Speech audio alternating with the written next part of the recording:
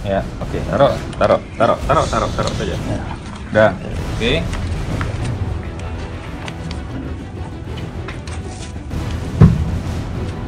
Ikhlaskan saja, Pak. Ikhlaskan Ini saja. geledah ya.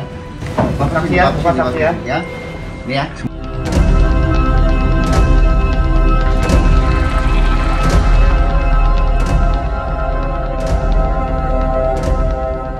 Setelah 2 hari lalu, salah satu penyanyi dangdut senior Imam S. Arifin tertangkap narkoba, lagi-lagi dunia entertain dikejutkan dengan tertangkapnya Gatot Brajamusti gara-gara kasus narkoba pada hari Senin dini hari kemarin.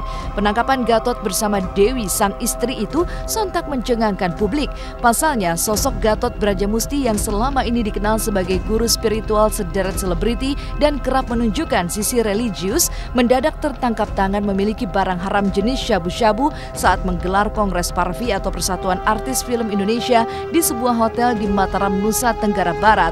Tak ayal, video penangkapan Gatot Brajamusti di kamar hotelnya mendadak merebak panas di sosial media dan mendulang perbincangan panas. Karena ketika diperintah untuk mengosongkan isi kantong celananya, Gatot mengeluarkan barang-barang berupa korek api hingga sedotan. Tapi ketika digeledah langsung oleh pihak Polres Mataram, terselip sebuah kantong plastik narkoba jenis syabu dan menyisakan tanya, mungkinkah Gatot berusaha menyembunyikan barang haram untuk menghindari hukuman dengan cara seperti ini? Pak, lihat sini. Ya. Nah. Ya. Tunggu, taruh. Ya.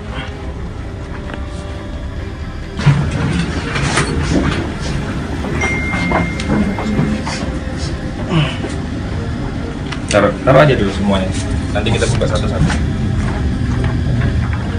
Betul, tadi malam sekitar jam 23.00 di salah satu hotel di wilayah Mataram ya, itu dilakukan penangkapan terhadap beberapa orang. 2 diantaranya dengan inisial GB, dan GB itu pria, kemudian satu lagi wanita, DA.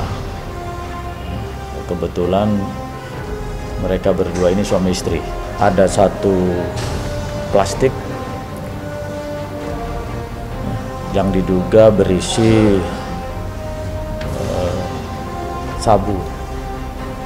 Kemudian ada alat penghisap, ada juga istilahnya itu semacam pipet ya, peralatan yang digunakan untuk mengkonsumsi itu ya. Udah pasti nggak nyangka lah, aku kaget banget gitu, kaget banget. Yang aku tahu kan beliau selalu agamis dan apa ya, selalu pakai kayak kiai gitu kan, kayak sorban. Itu sama sekali kagetnya, sekaget-kagetnya gitu.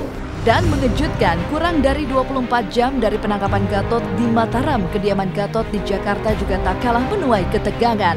Pasalnya, diam-diam gabungan pihak Polda Metro Jaya dan Polres Jakarta Selatan menggerebek rumah yang terletak di kawasan Kebayoran Lama tersebut. Dan tidak hanya menemukan narkoba, tapi juga senjata api lengkap dengan 500 butir peluru tajam. Tak pelak, teka-teki baru pun menjulang. Kerap dikenal religius, bagaimana Gatot bisa menyimpan narkoba bahkan senjata api yang berbahaya di rumah masih menjadi misteri yang kian menjulangkan pemandangan mengejutkan. Pasalnya, hingga sore hari ketika tim was-was menyidik kediaman Gatot, anak-anak Gatot ternyata juga harus menjalani BAP oleh pihak kepolisian. Kami masih dalam penyelidikan polisi. Saya lagi itu ada beberapa unit polisi di sini ya. Ini belum saya. Masih belum. Kita itu aja dulu. Saat ini kita keluarga masih menunggu kabar berita yang terbaru dan saya dengan polisi lagi koordinasi dulu. Ini di rumahnya Gatot Brajamusti, di dalam kamarnya. Bongnya ada 4. Bongnya lengkap dengan selang-selangnya untuk alat penghisap. Ada juga berupa aluminium foil. Ini sudah bekas sisa pakai ya. Aluminium foil cukup banyak kalau dipakainya. Kalau kita lihat kan ini agak besar tapi dia tinggal segini. Ini juga bekas cangklong, bekas-bekas pakai. Anda lihat ini sedotannya segala macam. Ini yang tadi juga ada. Ini kami akan satukan dengan barang bukti yang ditemukan oleh rekan-rekan Resmob Polda Metro Jaya.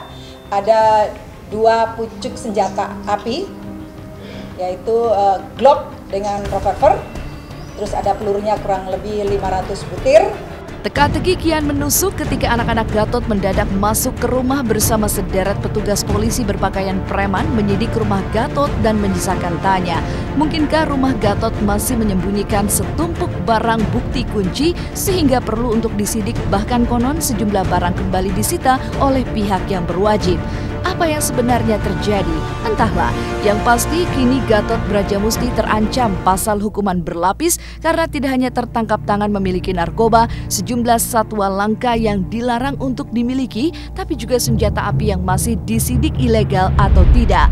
Kabarnya untuk 1 pasal narkoba saja, Gatot bahkan bisa terancam hukuman maksimal 12 tahun penjara.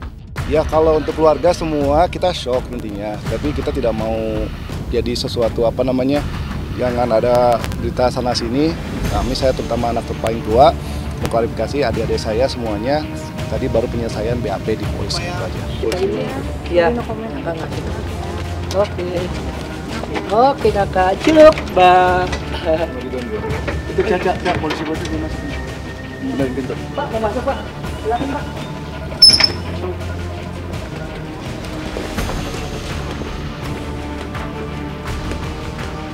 Mataram itu disangka terkait dengan pasal 112 ayat 1 dan 127 ayat 1 huruf A Undang-Undang Nomor 35 tahun 2009 tentang narkotika. Ini kalau dilihat ancaman hukumannya, kalau yang 112 itu 4 sampai 12 tahun, amunisi dan senjata api dan amunisi itu Undang-Undang Nomor 12 tahun 51, itu Undang-Undang darurat. Nah, itu ancaman hukumannya bisa seumur hidup, bisa 12 atau 15 tahun. Karena kan memang benda-benda ini kan memang sangat berbahaya. Masalah satwa itu dikenakan pasal 21 huruf A dan B junto pasal 40 Undang-Undang Nomor 5 tahun 90 tentang konservasi sumber daya alam, hayati dan ekosistemnya.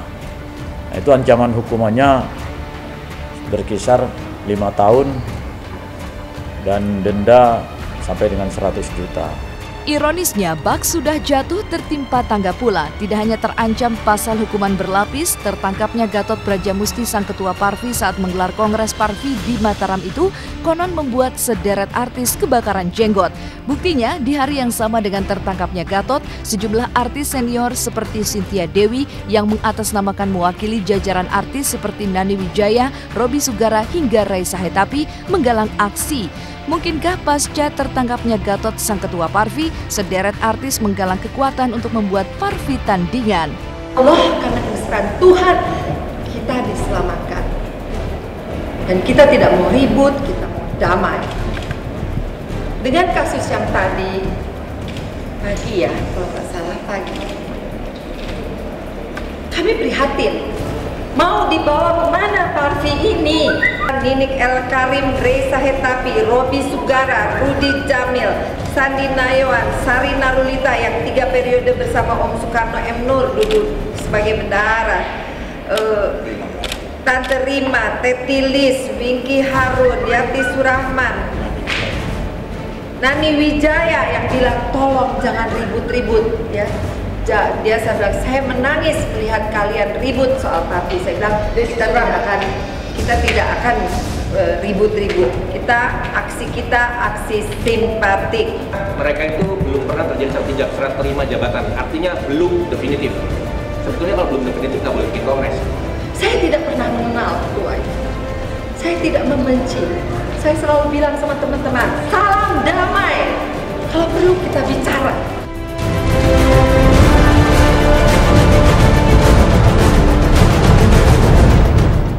Jangan kemana-mana, sesaat lagi Was-Was masih akan mengulik dan mengupas kejutan di balik tertangkapnya Gatot Brajamusti.